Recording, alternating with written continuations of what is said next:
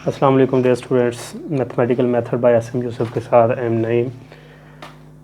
Question number 6 को आज solve करेंगे, जिसमें वो कह रहा है find the sixth roots of first part में -1, सेकंड पार्ट में 1 प्लस आयोटा के सिक्स्थ रूट्स। कल हम फिफ्थ रूट क्यूब रूट्स निकालते हैं, उसी तरह से सिक्स्थ रूट्स निकालेंगे।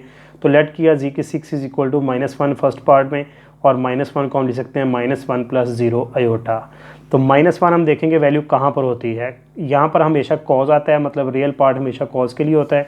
तो कॉज 180 यानी कॉज पाई 180 पर हमेशा -1 होता है, और प्लस आयोटा इंटू आयोटे के साथ, चूँकि 0 है यहाँ पे आयोटा नहीं था इसलिए 0 आयोटा लिखा है। तो साइन के साथ भी वही एंगल लेना है, साइन पाई पर हमेशा 0 होता है। इस तरह से हमने इसको पोलर फॉर्म में कन्वर्ट कर लिया सिंपल मेथड से। नेक्स्ट हमें, चूंकि ये एक पर्टिकुलर एंगल है पाई, हमें 2 के पाई इसमें ऐड करना होता है। तो पाई प्लस 2 के पाई ओवरऑल तमाम एंगल्स के लिए जहाँ पर वैल्यू जो है वो कॉस की 1 होती है, और साइन की जहाँ पे 0 होती है, पाई प्लस 2 के पाई, इन तमाम एंगल पर साइन की वैल्यू 0 होती है। के बिलोंग्स टू जी, और ये आप लोगों को प्रीवियस लेक्चर में बताया कि यहाँ पे जी के आप लोगों को लिख देना है।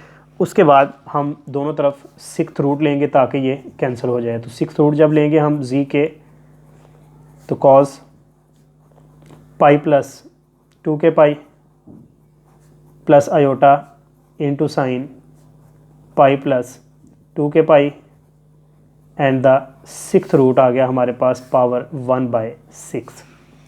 डी मॉइवर थ्योरम अप्लाई किया। डी मॉइवर थ्योरम के मुताबिक हम जो पावर होगी उसे एंगल के साथ मल्टीप्लाई करेंगे। तो पाई प्लस 2 के पाई के साथ हम जब एंगल को और पावर को मल्टीप्लाई करेंगे तो कुछ इस तरह का एंगल बनेगा।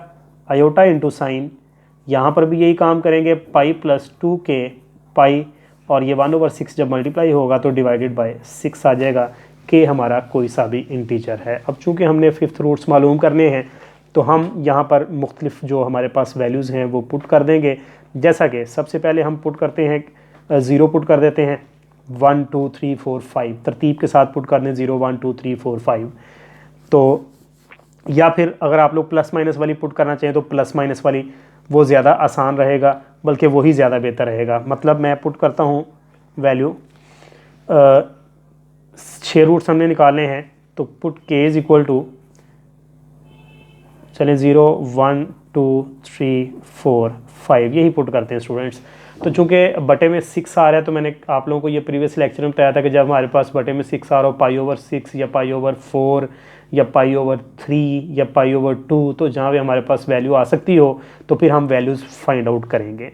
अदरवाइज़ हम सी आयोटा एस की शक्ल में उनको लिख देंगे। जैसे कि बटे में 6 है तो हमारे पास, हमें पता है कि अगर यहाँ पे 0 जब पाई/6 30 तो 30 पर वैल्यू होती है हमारे पास। तो हम सबसे पहले 0 पुट करते हैं, जी नॉट की वैल्यू हमारे पास आएगी। मैं एक आध वैल्यू निकाल देता हूँ, बाकी सारी वैल्यूज़ इस तरह से कैलकुलेटर का काम है। तो कॉज जब हम 0 यहाँ पर पुट करेंगे तो हमारे पास पाई/6 बनेगा, प्लस आयोटा इंटू साइन पाई/6 आ गया। तो कॉज पाई/6 यानी कॉज 30। तो cos 30 पर हमारे पास वैल्यू क्या होती है, ये अगर हम जहन में लेके आएँ, cos 30 पर वैल्यू √3/2 प्लस आयोटा, और ये 1/2। तो अगर हम 2 एलसीएम लें तो √3 प्लस आयोटा डिवाइडेड बाय 2, ये हमारे पास पहला रूट आ गया है, सिक्स्थ रूट आ गया है।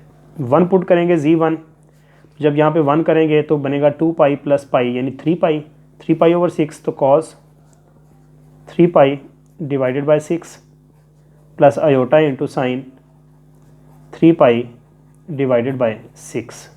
तो ये एक सिंपल चीज़ बन गई स्टूडेंट्स। ये कैंसिल हुआ पाई/2, ये भी कैंसिल हुआ पाई/2। पाई/2 90 कॉज 90 पर 0 है और साइन 90 पर 1 है। तो आप लोगों के पास सिंपली आयोटा आ गया।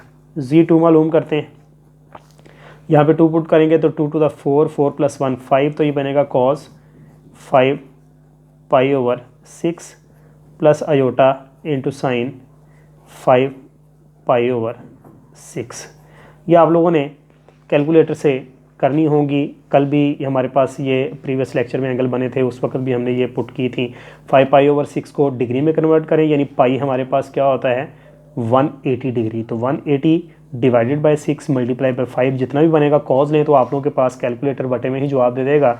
तो ये -√3/2 आएगा हमारे पास, और साइन का 1/2 ही आएगा हमारे पास। तो ये हमारे पास बना -√3 प्लस आयोटा डिवाइडेड बाय 2। तो ये हमारे पास ये वैल्यूज़ बनी, ये कैलकुलेटर से वैल्यूज़। इसी तरह से सिमिलरली Z3 आप लोगों ने यहाँ से फाइंड करनी है, Z4 आप लोगों ने यहाँ से फाइंड करनी है वैल्यू, Z5 आप लोगों ने फाइंड करनी है। तो इस तरह से तमाम के तमाम 6 जो हमारे पास आ जाएंगे 6th रूट्स। कैलकुलेटर का काम है कैलकुलेशंस करनी है, जस्ट ओनली इस फार्मूले में के की जगह पर हमने 0 1 2 3 4 5 पुट करना है तो आंसर्स आ जाएंगे। तो कैलकुलेशंस आप लोग कर लेंगे, लंबी चौड़ी वीडियो में मैं नहीं जाऊँगा, ये आप लोग कर लेंगे। नेक्स्ट क्वेश्चन करते हैं। तो क्वेश्चन नंबर 7 जो है उसका भी सेम यही कंसेप्ट है। क्वेश्चन नंबर 6 का सेकंड पार्ट आप लोगों ने खुद से करना होगा। क्वेश्चन नंबर 7 का कंसेप्ट वही है, वो कह रहा है find the square of all the 5th roots. 5th roots निकालने, उनका स्क्वायर कर देना है, square of all the 5th roots. जैसे कि क्वेश्चन में उसने हमें जो चीज़ दी है हम उसको जी के इक्वल फ़र्ज़ करेंगे, जी की पावर 5 लेंगे क्योंकि 5th रूट्स की बात कर रहे हैं। तो 1/2 प्लस √3/2 आयोटा, इसको हम सबसे पहले पोलर फॉर्म में लेके आएंगे, कॉस साइन में लेके आएंगे। तो हम देखेंगे 1/2 कॉस की कहाँ पे वैल्यू होती है। तो कॉस 60 पे 1/2 होता है हमेशा, क्योंकि साइन 30 पे 1/2 है, कॉस 60 पे 1/2 है। तो 1/2 कॉस 60 यानी कॉस π/3। तो ये चीज़ वैल्यू जो है हमेशा हमारे पास कहाँ पे होती है, साइन π/3 पर। तो इस तरह से हमने इनको सिंपली पोलर फॉर्म में तब्दील कर लिया है, π/3 हमारे पास बना। अब हमने ओवरऑल तमाम एंगल्स की बात करनी है जहाँ पर ये होता है। तो तमाम एंगल्स की जब हम बात करेंगे तो हम इनमें इनका पीरियड ऐड करेंगे, π/3 प्लस 2k π। प्रीवियस लेक्चर में आप लोगों को ये बात बताई जा चुकी है कि जब हम पोलर फॉर्म बनाते हैं तो हम ये चीज़ चेक करते हैं कि हमारे पास जो है वो एक पर्टिकुलर एंगल पर वैल्यू है, लेकिन हमने ओवरऑल तमाम एंगल्स की बात करनी होती है, डोमेन में जितने एंगल है, इसलिए हमें यहाँ पर 2k π ऐड करना पड़ता है। तो ये चीज़ हमारे पास बन चुकी है। अब तक प्रीवियस लेक्चर देखें, अगर आप लोगों को बात नहीं समझ आ रही वहाँ पे डिटेल बताई है। अब हम 5th रूट लेंगे। तो जब 5th रूट लेंगे तो 5 कैंसिल होगा, cos π/3 plus 2k π plus iota into sine π/3 plus 2k π and the whole power is 1/5। 5th root लेने के बाद ये चीज़ बनी हमारे पास। और उसने हमें 5th रूट लेने का खाली नहीं बोला था, उसने स्केयर का भी बोला था। तो स्केयर करते हैं, डी माइवर थ्योरम जो है वो चलें इकट्ठा लगा देंगे। स्केयरिंग बोथ साइड्स, स्केयर कर देंगे दोनों साइडों पर। तो जी के होल स्केयर इक्वल है cos π/3 plus 2k π plus iota into sine π/3 plus 2k π, और जब होल स्केयर करेंगे तो 2/5 होगा। तो ये डी माइवर थ्योरम लगाते हैं कि हमने 2/5 को लाके यहाँ पे मल्टीप्लाई करना है। तो π/3 प्लस 2k π और पावर को एंगल के साथ मल्टीप्लाई करना है, π/3 प्लस 2k π। अब थोड़ी सी सिंप्लीफिकेशन करेंगे हम। अगर हम 3 LCM लें तो π plus 3 to the 6k π plus iota into sine 2/5 3 LCM। तो हमारे पास बना π प्लस 6k π। अब जब हम मल्टीप्लाई करेंगे तो कुछ इसको इस तरह लिख देंगे, 5 3 15। तो 2 into π plus 6k π divided by 15 plus iota into sine 2 into π plus 6k π divided by 15। मैंने आप लोगों को ये बात बताई कि अगर हमारे पास बटे में कोई जर्नल एंगल की फॉर्मेशन ना बन रही हो, π/6 या π/3 या π/2 या π/4 ना बन रहा हो, तो फिर हम वैल्यू निकालने की ज़रूरत नहीं, हमारा C आयोटा S में ही आंसर आएगा। तो ये आंसर हमारा इसी फॉर्म में आएगा। इसको थोड़ा सा हम सिंप्लीफाई कर देते हैं। किस तरह से कर देते हैं, हम 2 और यहाँ से π कॉमन ले लेते हैं, π/15 को अलग करते हैं, मतलब π ऊपर से कॉमन आ रहा है और बटे में क्या आ रहा है 15। ये अगर हम कर देंगे तो यहाँ पे क्या रह जाएगा 1 + 6k। तो यहाँ पर भी यही काम करेंगे 1 + 6k into pi over 15।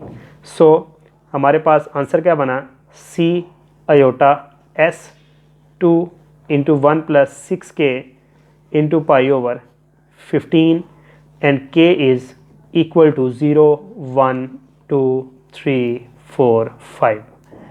Sorry हमने फिफ्थ रूट्स निकालने थे तो 0 1 2 3 4 1 2 3 4 5, ये 5 नहीं आएगा। तो ये हमारे पास 5 रूट्स जो हैं वो इसके आ जाएंगे, यानी फिफ्थ रूट्स का स्क्वायर हमारे पास आ जाएगा। ये इस क्वेश्चन का आंसर है, इस क्वेश्चन का सोल्यूशन है। वैल्यूज़ हम फाइंड आउट नहीं कर सकते। तो क्वेश्चन नंबर 8 में वो हमें कह रहा है सॉल्व द फॉलोइंग इक्वेशंस। 3 इसके पार्ट हैं। पार्ट नंबर 1 में x की पावर 7 + 1 = 0। हमने x की वैल्यूज़ निकालनी है, मतलब रूट्स निकालने हैं। पहले जैसे z के निकालते थे बिल्कुल उन्हीं की तरह से क्वेश्चन है, z की बजाय x आ गया है। तो हम इसको जब करेंगे तो x की पावर 7 और ये इधर आके -1, इसका मतलब कि अब हमने 7th रूट्स निकालने होंगे, यानी इसके 7 जवाब आने हैं। तो इसको हम इस तरह से भी लिख सकते हैं -1 + 0 अयोटा। तो x की पावर 7 क्या बना, ये वैल्यू कॉस की कहाँ पे होती है, कॉस पाई पर होती है, और अयोटा इंटू साइन पाई लिख सकते हैं क्योंकि एंगल सेम रखना होता है। साइन पाई पर 0 होता है, कॉस पाई पे -1 होता है। अब इनको जनरल करने के लिए इनके साथ हम ऐड करेंगे कॉस पाई + 2k पाई और अयोटा साइन पाई + 2k पाई, और साथ में उसको बता दिया कि हमारे पास कोई सा भी इंटीजर है।